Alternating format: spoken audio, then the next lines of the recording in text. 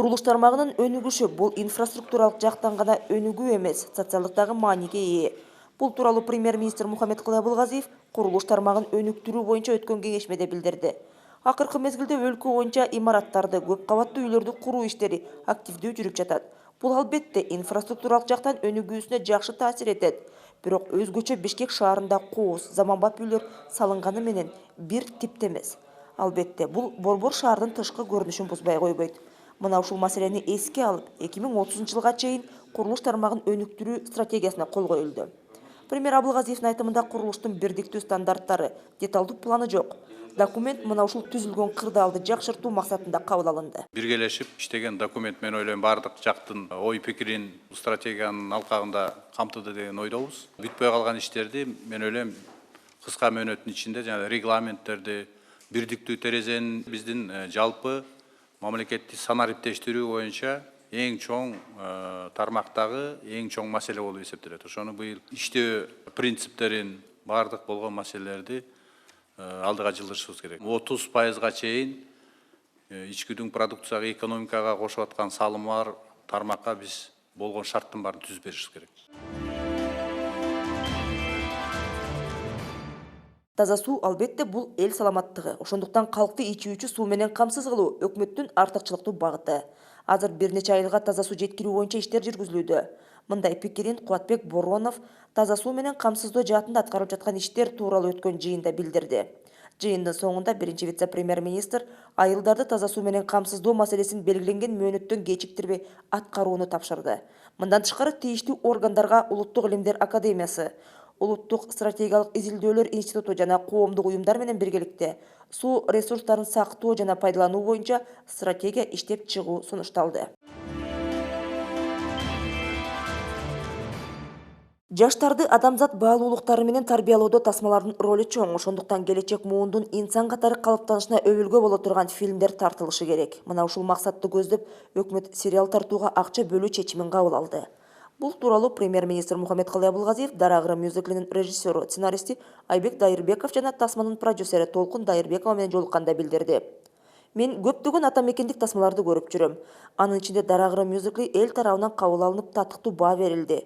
Тасма маанилүү, калктын кеңири чөйрөсүнө жеткиликтүү, жеңил берилген. Эң башкысы мюзиклда адеп ахлактык жана тарбиялык багыт бар. Бүгүнкү замандын чындыгында бул келечек ээлери үчүн өтө маанилүү аспект, деди Мухаммедкулай Абылгазиев. Дарагыры мюзиклинин режиссеру жана сценаристи Айбек Дайырбеков премьер-министрдин атынан энчилүү саат менен сыйланса, ал эми фильмдин продюсери Толкун Дайырбековага алкыш жарыяланды.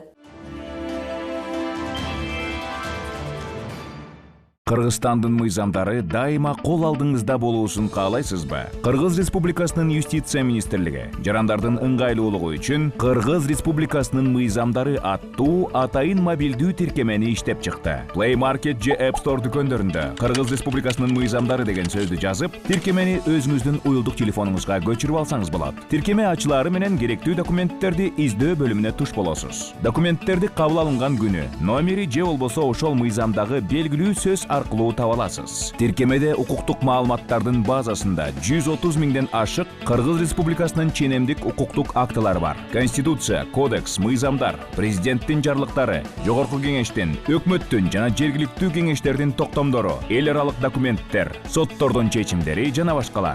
Ошондой эле Кыргыз Республикасынын укуктук маалыматтардын борборлоштурулган банкы Юстиция министрлигинин 3w.minjust.gov.kg расмий сайтында да жеткиликтүү. Кыргыз Республикасынын мыйзамдары сиздин смартфонуңузда. Мамлекеттик жана саясий ишмер Искак Разаковдун 110 жылдыгына арналган иш-чараларды даярдоо жана өткөрүү боюнча уюштуруу комитети түзүлдү. Тиешелүү чечимге премьер-министр Мухаммедкулай Абылгазиев кол койду.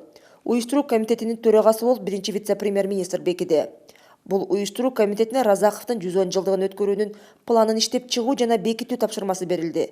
Алардын ишин Маданият министрлиги ар тараптан колдоого алса, Финансы министрлиги бюджеттен зарыл болгон каражаттарды бөлүп берүүнү караштырат.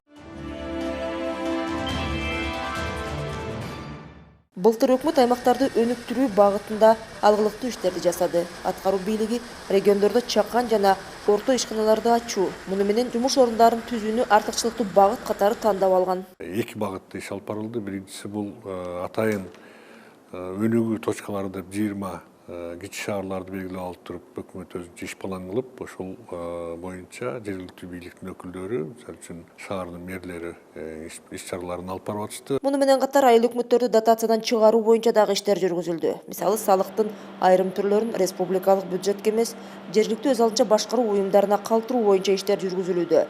Ошондой эле аймактарды өнүктүрүүгө 2 миллиард сом каралган. Каралган акчанын жарым миллиардтан ашыгы өздөштүрүлдү. Аймактарда 151 долбоор ишке ашырылды. Каржыланган долбоорлордун басымдуу бөлүгү Чүй, Нарын жана Баткен облустарына туура келет. Андан кийин Ош, Жалал Абад, Ысык көл жана Талас облустары. Долбоорлордун көбү негизинен айыл чарба тармагына багытталган. 145 миллион сомго 88 долбоорго колдоо көрсөтүлгөн. 1000ден ашуун жумуш орундары түзүлдү. Региондордо бир нече долбоорлор ишке ашты. Өкмөттүн максаты экспорттун көлөмүн көбөйтүп, импортту азайтуу. Тагыраак айтканда, чет элден келген товарлардын ордуна өзүбүздө өндүрүлгөн продукцияны пайдаланууга өтүү. Бул үчүн аймактарда ишканаларды ачуу боюнча иштер жүргүзүлдү.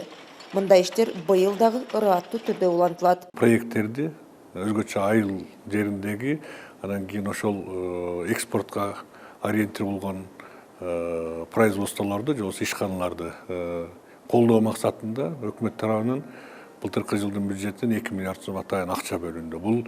Буга чейинки айыл чарбасын колдоого берилип жаткан ФСК 1, 2, 3, 4, 8ге чейин барып калдык быйыл.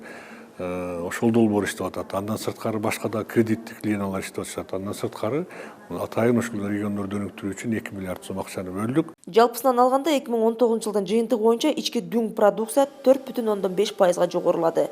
Ал эми өнөр жай продукциясы 2018 жылга салыштырмалуу 21 миллиард сомго өскөн. Бул тармактагы өндүрүштүн көлөмү металлдар, курулуш материалдары, кийим-кечек, чийки нефть, жараткыч газы жана көмүр казуу, ошондой эле тамак аш өнөр жайындагы өндүрүштүн өсүшүнүн эсебинен камсыздалды. Курулуш тармагында 10,6%, айыл чарба 2,6%га чейин өскөн. Ал эми кызмат көрсөтүү 2,9%, өнөр жай сектору 6,9%га чейин көтөрүлгөн. Муну менен катар былтыр экспорттун көлөмү 9,4%га өстү. Бул өсүш алтындын, кымбат баалуу рудалардын жана концентраттардын, цементтин, керамика буюмдардын, жер семирткичтердин, жемиштердин, жаңгактардын, жашылчалар жана азык тамырлардын, эт азыктарынын экспортунун өсүшү менен шартталды. Номинальный объем ВВП сложился в размере 590 миллиардов сомов. ИДПнын номиналдык көлөмү 590 миллиард сомду түздү. Буга байланыштуу ноябрь-декабрда маалыматтарды тактоодо бул көлөм 600 миллиард сомго жетээри күтүлүүдө. 2019 жылдын 11 айдын жыйынтыгы боюнча тышкы сооданын көлөмү 6 миллиард 200 миллион АКШ долларын түздү. Ал эми импорт 6,6% азайды. Азаюу факторлорунун бири товардын реэкспортунун азайышы. Мисалы, кийим жана кийимге тиешелүү буюмдардын импорту 2 эсеге азайды. Ошол маалда экспорт 1,5 эсеге. Ошол эле учурда кийим өндүрүшү 18%-дан ашык өстү.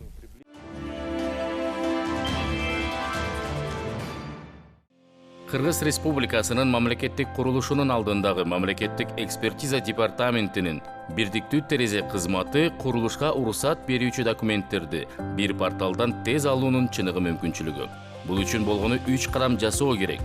Биринчи кадам — gosekspертиза.gov.kg сайтына кирип, порталдан катталыңыз. Экинчи кадам — бүт зарыл документтерди электрондук форматта тапшырыңыз. Үчүнчү кадам — мамлекеттик экспертизанын тыянагын алыңыз. Бирдиктүү терезенин башкы артыкчылыгы — мекеменин байкамдары сиздин өздүк кабинетиңизге жөнөтүлөт. Эки тарап келишимди порталда кездешүүсүз эле түзүшөт. Комплекстүү экспертизанын корутундусун алышы 30 күнгө кыскарат. Кыргыз Республикасынын мамлекеттик курулушунун алдындагы мамлекеттик экспертиза департаментинин бирдиктүү терезе кызматы. Санарип келечекке кадам таштаңыз.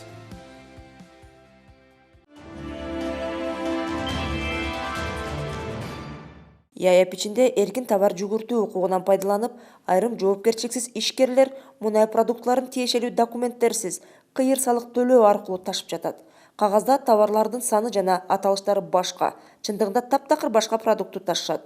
Бул тууралуу вице-премьер-министр Замирбек Аскаров мамлекеттик органдардын катышуусундагы кеңешмеде билдирди. Анын айтымында өкмөт товарларды каттоого алуу багытындагы иштердин ачык айкын болуш үчүн көп иштерди жасап жатат. Бирок буга карабастан айрымдар мурдагыдай эле бензин жана дизелдик майды жасалма документтер менен ташып келүүдө. Муну менен алар акциздик салыкты төлөөдөн качууда. Буга чекит коюш керек. Биз ишкерликтин жоопкерчиликсиз өкүлдөрү менен чечкиндүү күрөшүү ниетибиз бар. Бардыгы акыйкат жана ачык айкын болушу керек, деди Замирбек Аскаров. 2020 жылы биз астыбызга бир топ көрсөтүштөргө жетишибиз керек. Экономикалык жактан, киреше бөлүгү жагынан да. Мына билесиздер, өткөн жылы биз өзүбүздүн мугалимдерибиздин, социалдык кызматкерлердин айлыктарын көтөрүүгө жетиштик. 2020 жылы бул процесс токтобойт. Бизде бир топ ушул тармактарга айлыктарын көбөйтүү боюнча дагы иштер алып барылат. Ошол прогноздорго жетүү, кантип жетебиз, кантип экономикалык жактан биз дагы алдыга жылабыз, бюджеттин киреше бөлүгүн кандай булактардын негизинде биз аткарабыз, ушуларды сүйлөшүү максатында силер менен токтолуп отурабыз.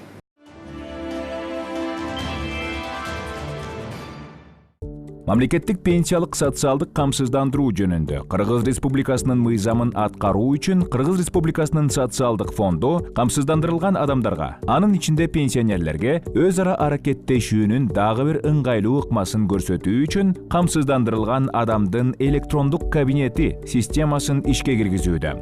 Кыргыз Республикасынын социалдык фондунун бөлүмүнө келип, жана маселелерин чечүү үчүн адистерге кезекке туруунун ордуна өздүк кабинет системасында катталып, андан соң интернеттен өздүк кабинет аркылуу керектүү маалыматтарды аралыктан суроого жана алууга болот. Өздүк кабинет аркылуу төмөнкү арыздарды берсе болот.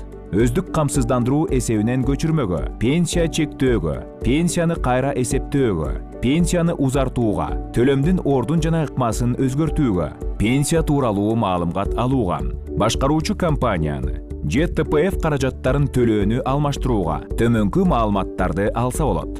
Чектелген пенсия тууралуу маалыматтарды төмөнкүлөрдү калтырса болот. Каалаган маселе боюнча формалдуу эмес кайрылууну өздүк кабинетте катталуу үчүн Кыргыз Республикасынын социалдык фондунун жакынкы аймактык бөлүмүнө бир жолу келип арыз берсе болот. 2017 жылдагы үлгүдөгү Кыргыз Республикасынын жаранынын паспорту болсо, обочолоп аралыктан катталса болот.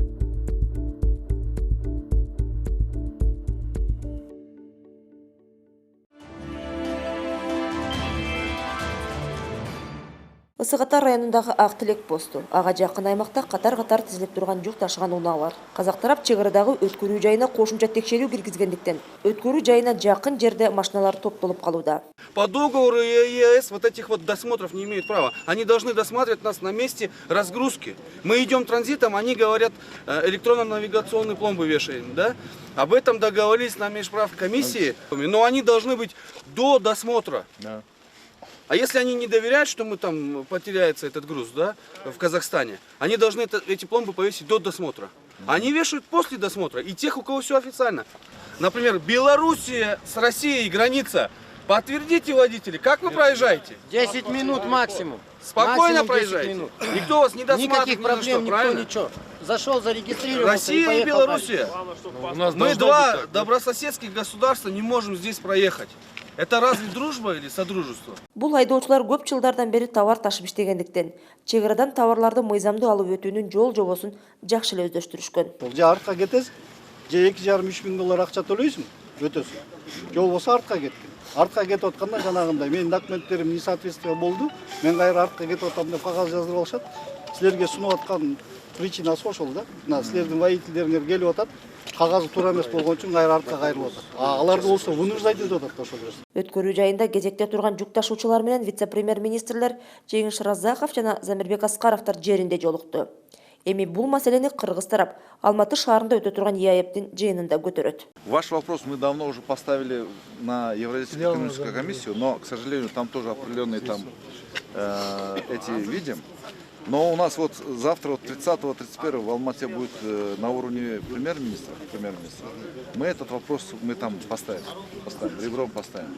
Потому что эта картина у нас, она не сегодня возникает, она каждый год у нас возникает. 17-го года. Да, каждый год, в начале года она потихоньку вот эта тема возникает. Документы, которые вот вы говорите, вы, пожалуйста, дайте нам все вот эти аудиозаписи, там, свою фирму и прочее. Мы этот вопрос там ребром поставим. Муну менен катар ушул айдын соңунда Кыргыз-Казак өкмөттөр аралык кеңештин жыйынын өткөрүү мерчемделди. Анда премьер-министр Мухаммедкалый Абылгазиев ЕАЭПтин ички тартибине туура келбеген кадамдарды токтотуу талабын коет. Кыргыз Республикасынын Айыл чарба министрлигинин өсүмдүктөрдүн карантини департаменти экспортталуучу айыл чарба продукциялары сөзсүз түрдө импорттоочу өлкөнүн фитосанитардык талаптарына ылайык келген сертификациядан жана маркировкадан өтүү тууралуу маалымдайт. Тышкы экономикалык ишмердүүлүктүн катышуучусу карантинге алынган жүктү маркировкалап, өсүмдүктөрдүн карантини боюнча аймактык башкармалыгына кайрылат. Ал жерде карантинге алынган продукциянын фитосанитардык абалы кароодон жана экспертизадан өткөрүлөт. Жыйынтыгында экспорттоочу, импорттоочу өлкөнүн талаптарына ылайык келген өсүмдүк продукциясынын коопсуздугун тастыктаган эл аралык үлгүдөгү фитосанитардык сертификат алат. Бул алардын аймагында да эркин жүрүүгө кепилдик берет. Өсүмдүктөрдүн карантини департаменти эскертет. Фитосанитардык сертификатсыз экспортталуучу продукциялар кайра кайтарылат же жок кылынат. Өкмөттүн планы бул абстрактуу документ эмес, ал түшүнүктүү жана айкын болуп, иш жүзүндө натыйжа алып келүүгө тийиш. Бул тууралуу премьер-министр Мухаммедкалый Абылгазиев министрликтер жана ведомстволордун былтыр аткарган иштерин талкуулаган кеңешмеде айтты. Премьердин айтымында бир катар багыттар боюнча жасалган иштер натыйжалуу болду. Бирок ошол эле учурда министрликтердин жана мекемелердин иш планында жана мамлекеттик органдардын жетекчилеринин жеке пландарында көрсөтүлгөн милдеттерди аткаруу жетишсиз деңгээлде турат. Мына 19-жылдагы маселелер өзүнүн милдеттеринин баары ушундай. Абстрактный нерселердин баарын көп койгонбуз. 10 чечимди санап бергилечи бизге мына. Вицелерден баш болуп, жетекчилерге чейин. Биринчи ошол азыркы планды бекитерде коомго таасирин тийгизчү маселени коюш керек. Коердон мурун коомго кандай таасири бар? Ушул маселени чечиш керек. Кандай проблема бар? Мыйзам жол береби? Жол бербесе анда кийрелик. Ал ошол маселенин тегерегинде биринчи проблема. Экинчи проблема, финансылык булагы барбы, финансылык? Жол береби ошого? Биздин бюджетибизде каралганбы, каралган эмеспи? Анан өзүбүздүн коллективдин аткарганга өзүнүн күчү жетеби? Компетенциясы барбы? Мына 3 эле проблеманы чечиш керек бу жерде.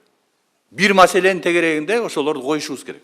Мына ушундай чечимдерди кабыл алсак, элге дагы, коомчулукка дагы, парламенттин астында дагы өзүбүздүн ишибизди көргөзүп болот. Өкмөт башынын пикиринде планды бекитүүдөн мурда тигил же бул тапшырма кандай аткарылып, кандай конкреттүү натыйжаларга жетишүүгө шарт түзөрүн терең талдоо кажет. Кеңешменин соңунда премьер-министр Мухаммедкалый Абылгазиев ар бир блок боюнча вице-премьер-министрлерге чейрек сайын милдеттерди жүзөгө ашыруу боюнча жыйындарды өткөрүү тапшырмасын берди.